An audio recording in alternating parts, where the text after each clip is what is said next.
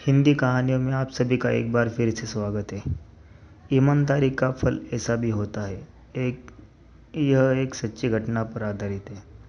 मैसूर में एक प्रतापी राजा हुआ करते थे जिनका नाम वीर प्रताप वंशी था। वो बहुत ही शक्तिशाली और सच्चे राजा थे। बड़े बड़े राजा उनके सामने नतमस्तक थे। उनकी प्रजा उनसे हमेशा खुश रहती थी, लेकिन एक सवाल हमेशा उनकी प्रजा की चिंता का कारण था। राजा को संतान का सुख नहीं मिला था। यह सोचकर राजा भी कभी कभी मायूस हुआ करते थे। राजा ने अपने मंत्री और गुरु को एक दिन दरबार में बुलाया। राजा ने गुरु से सलाह ली, संतान सुख की प्राप्ति के लिए हमें क्या करना चाहिए। गुरु ने राजा को बहुत सारे विकल्प दिए। राजा को एक विकल्प अच्छा लगा। राजा ने अपने राज्य के सभी किशोरों को अपने दरबार में बुलवाने का आग्रह किया। वह चाहते थे अपने राज्य के एक सर्वश्रेष्ठ, ईमानदार, तेजस्वी किशोर को अपना उत्तराधिकारी बनाओ। लेकिन उनके पास असमंजस था कि सबसे सर्वश्रेष्ठ, ईमानदार, तेजस्वी किशोर का पता कैसे लगाया जाए। उन्होंने निश्चय किया कि एक प्रतियोगिता रखते हैं और उसी के आधार पर किशोर का चयन किया जाएगा। उन्होंने सभी दरबार में उपस्थित किशोर को एक गमला और एक बीज दिया और बोले, आज से 3 महीने के बाद हम फिर से मिलेंगे और इस बीज से निकले वाले पौधे की गुणवत्ता की जांच करेंगे और उसी के आधार पर हम सर्वश्रेष्ठ किशोर का चयन करेंगे और वह हमारा उत्तराधिकारी बनेगा। इस प्रतियोगिता में विक्रम भी शामिल हुआ था। विक्रम एक गरीब परिवार का लड़का था और उसके पिताजी किसान थे। रोज विक्रम उस गमले में पानी डालता था और उसकी सेवा करता था। ऐसे करते करते 2 महीने बीत गए। विक्रम चिंतित था। उसने अपने माँ से बोला, माँ, अभी तक इस गमले में कोई पौधा नहीं निकला है। अब तक 3 महीने बीत गए हैं, क्या करूँ। माँ बोली, बेटा धैर्य रखो, एक दिन ज़रूर पौधा निकलेगा।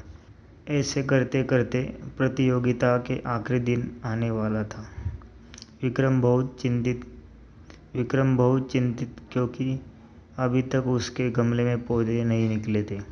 एक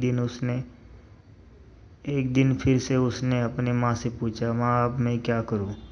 मैं तो इस गमले को लेकर भी नहीं जा सकता दरबार में। माँ बोली, बेटा ऐसा नहीं करते, तुमने जो परिश्रम किया है उसका फल तुम्हें अवश्य मिलेगा। तुम केवल अपना कर्म करो। विक्रम बोला, माँ, मैंने तो अपना कर्म कर दिया, लेकिन मुझे अब तक फल नहीं मिला और अब राजा के सामने और दूसरे बच्चे के सामने मैं क्या मुँह दिखाऊंगा। माँ, मैं अपने गमले को कैसे दिखाऊंगा। माँ बोली, बेटा मायूस नहीं होते, आज 3 महीने पूरे हो गए थे। सारे राज्य के बच्चे अपने अपने गमले लेकर राज्य महल पहुँचे। मायूस विक्रम भी अपना गमला लेकर राजमहल में पहुँच गया। विक्रम के दोस्त इसके गमले को देखकर हंस रहे थे। राजा ने बारी बारी सभी किशोर के गमले को देखा। विक्रम सबसे अंतिम पंक्ति में खड़ा था। राजा साहब ने सभी किशोरों के गमले देखने के बाद राजा ने विक्रम को अपने मंत्री से बुलवाया। विक्रम ऐसा सुनते ही हक्का बक्का रह गया। वह डर गया और मंत्री से बोला, मुझे माफ़ कर दीजिए, मैं घर जा रहा हूँ। विक्रम को एहसास हो गया था कि मुझसे भूल हो गई, मुझे राजमहल में नहीं आना चाहिए था। विक्रम अंदर ही अंदर बहुत डर गया था। मंत्री ने बोला, विक्रम चलो हमारे साथ, तुम्हें राजा साहब ने बुलवाया है। विक्रम ने मंत्री के पैर पकड़ लिया और बोला, मुझे माफ़ कर दीजिए, मैं राजा साहब के सामने मुँह दिखाने के लायक नहीं हूँ।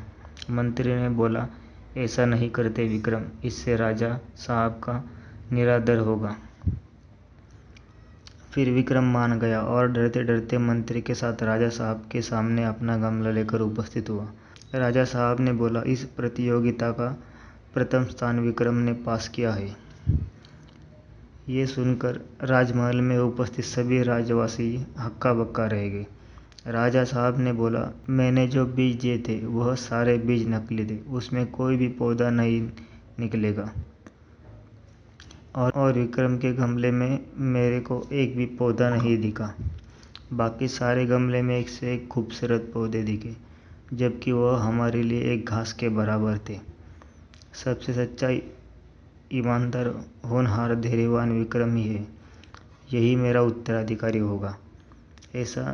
ऐसा देख विक्रम के माता पिता खुशी के मारे रोने लगे। इस कहानी से हमें यही सीख मिलती है कि धैर्य और ईमानदारी से हमें एक ना एक दिन सुनहरी सफलता मिलती है। अगर ये स्टोरी आपको अच्छी लगी तो प्लीज़ लाइक करिएगा।